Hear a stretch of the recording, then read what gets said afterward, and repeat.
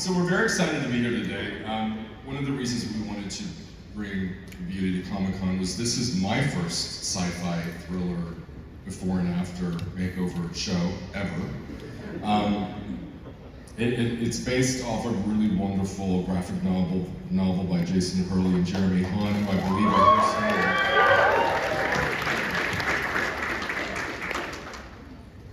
It's interesting how to describe. We have to be careful. We don't want to give too many spoilers away for the show. But we live in a culture that I would say of, particularly now, a beauty-obsessed culture. And when we first started to work on this, began the rise of Ozempic, began the rise, I think, of everybody talking about all of the famous plastic surgeons in the world and before and after photos. We all know who's done work. And it was interesting to write about our culture through the prism of, all right, that's out there. What would happen, and this is the premise of our show, if a bunch of incredibly powerful billionaires get together for a powwow and use a lot of their money to create a fountain of youth drug that only they get. And this drug is imbued with, they think, the ability to work with RNA technology that came around with the COVID vaccine to reorganize their DNA and make them the best possible specimens they could be. Of course, because it's a sci-fi show, there is a catch, which they soon find out there's a glitch in the shot in which you only last 855 days or something, and then you explode, and then it's all over. They're in the row. So as our story begins, which I love doing, there's a rash of exploding supermodels all over the globe who are captured on cell phones. So Evan and Rebecca are called in to investigate. Jeremy and Anthony turned out to be working for Ashton's character, who is one of the originators of this drug. And the great thing about being friends with someone like Ashton, who is also an entrepreneur, is when we were working on the pilot, he was the first person I called and I said, you know a lot about the business world. Talk about if this drug really existed. And apparently people are really trying to do a version of this drug as we speak, and I'm sure within the next 10 years there will be a version of it. So Ashton, why don't you talk about what you told me, which I thought was absolutely fascinating, about if this drug, the beauty, really existed, what would it be worth today? Hi everyone. So Ryan was telling me about this idea for the show, and I was like, oh wow, there are people that are trying to do this, and if you just look at the GLP-1 market, which is like Ozempic and Mounjaro and all these things, by 2032, that's predicted to be a $500 billion market.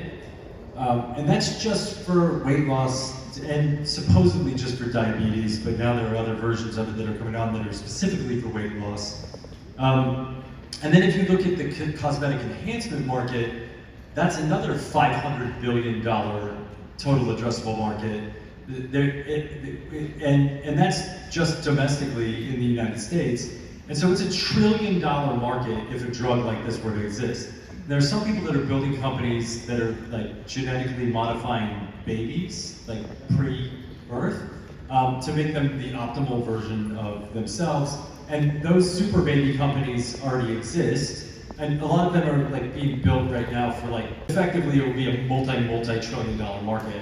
And there are a couple of companies that are like these fountain of youth companies, which then you have to tack on top of this, because not only does it make you the most beautiful version of yourself, it makes you feel younger and genetically be younger.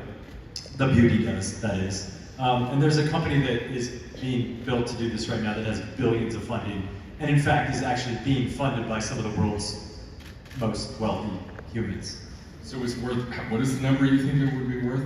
I think that it would probably be maybe like a 10 to 20 trillion dollar company if it were to exist. So let's invest in that today. Better than Netflix stuff, let's go after that. Obviously we can't give any spoilers away, but we have one of the homeliest casts ever assembled. And there's a reason for that. Some of their characters have taken the beauty, and some have not taken the beauty, and you kind of have to watch the first 4 episodes. The fun thing about this show too is we're dropping, I believe, the first 3 episodes on our premiere night all over the world on the same day. So you'll quickly get up to speed about the lore of the show. But what I liked about this show is it has a really great Faustian premise to me. And our tagline coming out for the show is "One shot makes you hot." And we kind of live in a culture of, I don't know, everybody's coveting what they don't have, which I find so fascinating.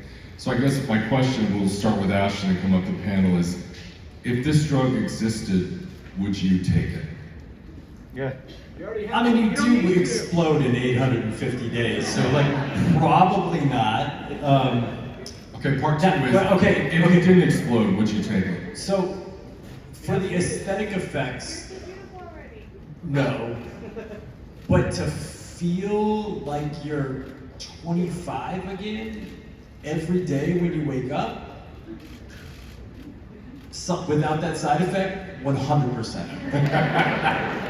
So you'd be willing to just change? When you're 25 and you wake up in the morning, nothing hurts. It doesn't matter what you did the day before. It doesn't matter like what happened. You wake up and you're like, I feel great. Let's go.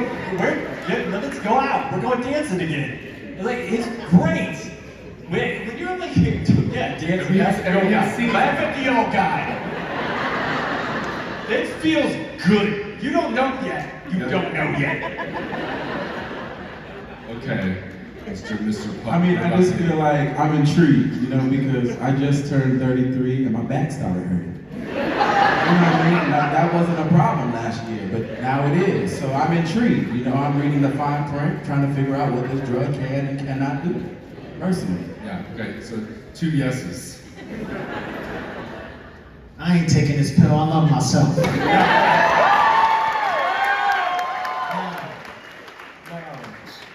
1 no. Rebecca.